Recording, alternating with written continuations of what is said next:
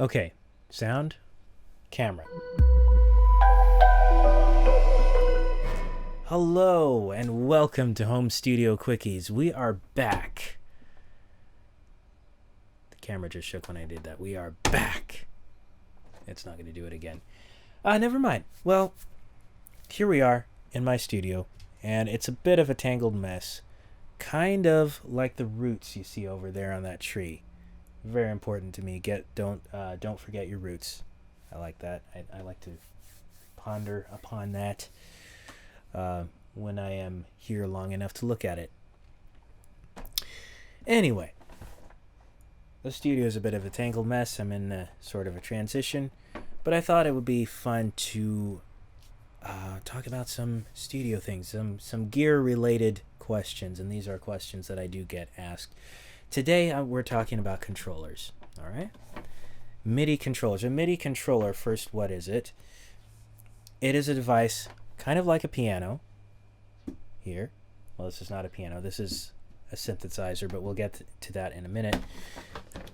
It's a device kind of like a piano that contains no sounds on its own. This does not have any sounds inside of it. It is much like any peripheral that you would plug into your computer. For example, it's much like this. This is an input device. So that's basically what this is, except it inputs musical notes and it has the controls like a piano would, or a digital piano. Now this, if you've watched my videos before, you've seen that this is my controller of choice, the KeyStation 61, and I've had this for about 5 years now. So this has been a workhorse, and it was really nice after I had to downgrade from my keyboard. So this is a good controller, solid. This is the Mark II. Right now I believe it's the Mark III that you will find if you go to purchase a KeyStation. So we have the KeyStation 61, and it's pretty typical of any 61 key controller, with the exception, let me point out, the keys are like piano keys. Some of them have the synth keys, which are they're actually, I think, a little bit lighter. I would call them organ keys because my mom plays organ and that's what I was used to seeing. So, they're kind of cut off there. But I like these keys because I'm a piano player. It reminds me of piano. I feel great. Okay. Over here in front of me, this is another type of controller. Let's get a better look at it. This is, in fact, a music production synthesizer. This is the Moe XF. And I've had this for about 2 years. And why do I always play in minor? Let's play in major.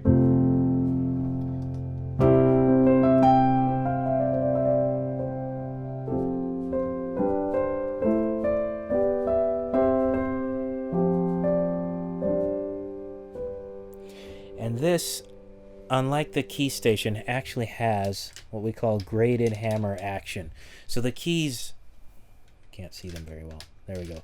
The keys up here are actually lighter.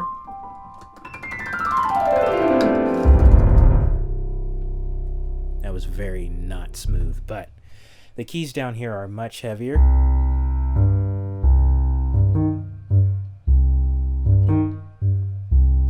And they respond in the way that heavier keys would, and it's really helpful for the bass. Now, as a piano player, this feels good, very good to me. It doesn't feel like a real piano, I won't give it that, but it does more so than not. All right, so this is, and there are controllers. Like I said, this is a music production synthesizer, so it does have sounds inside of itself, and you can probably see the level meters moving. I have it turned all the way down for the volume, for the sounds in itself. So it does contain sounds in this one, and you can play with those sounds. But for the moment, I'm just using it to control Noir inside of Reaper, which is one of my favorite piano instruments. Now, there's another controller that I haven't talked about very much, which you have to go way, way, way back in my videos to see this one. This is the XKey, the CME XKey. This one is wireless, as you can see by the Bluetooth symbol, and this also will play your piano keys. Now, in the Key Station video, I talked about how the semi-weighted keys are easier for, or I may have mentioned how they're easier for playing like synth patches. It's heavier, but it's not quite that piano feel. The Moe XF or a controller like the Arturia Keylab, or even Native Instruments has the Complete Control, the 88 key version. Those have more of a piano-like response. This does not. This is pretty much like a computer keyboard. In fact, for comparison, let's hold up my wireless keyboard here. You see that? Of course, this one is thinner and it's made of metal, so it's actually a little bit heavier. But that profile means that you can carry this around with you pretty easily. It's actually a little bit bigger than the Logitech keyboard here. But it does not have a piano response. As you can see, the key travel is really tiny. It's just... So everything is at a high velocity. That's quite loud. What we want to do for piano anyway, this is good for sketching. I have done some sketching. It has your sustain pedal on here. And your pitch bend.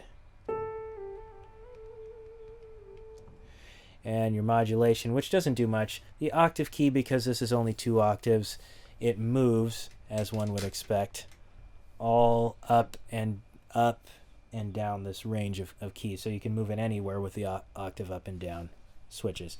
What it's really good at is lead sounds like, let's say, a trumpet or a saxophone, or even something that doesn't require you to have velocity sensitivity. Like we have this sound here, which we'll pull up.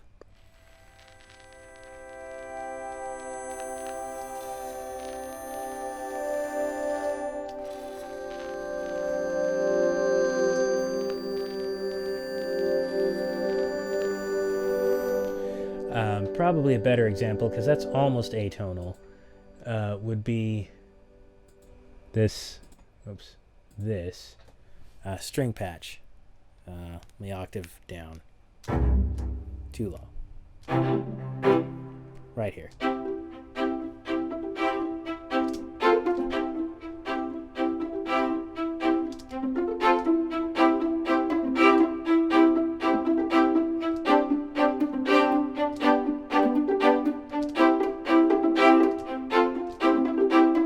If you're feeling extra and special crazy, you can play them together. Let's see. I need to set this where I won't push any buttons, so I'll put it on my lap.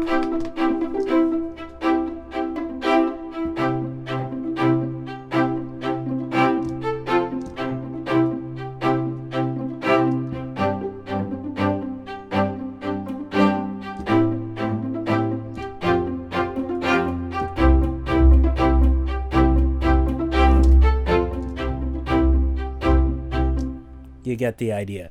So what controller is best for you? It really depends on your production style. If you're making beats and you travel around with a backpack, probably something like this.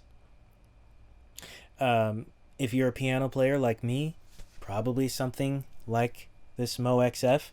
Or actually, I would probably recommend an actual controller, because the Moe XF is a synthesizer. It has sounds in itself. It's more expensive. I believe right now, though, what you'll find is the Moe DX, and that's like the newer version of this. But for a piano player who plays string patches, it's just an overall a better experience for playing piano. For lead instruments and quick things, you probably want this. If however, you do not want the 2 octave limit and have to scale up and down probably something like the Key Station 61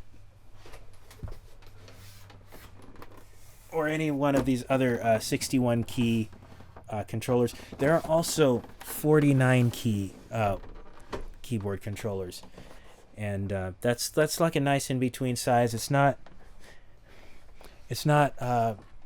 really tiny like the XKey, and it's not mid-sized like the Key Station, and it's certainly not a hulking beast like this 88 key controller. So hopefully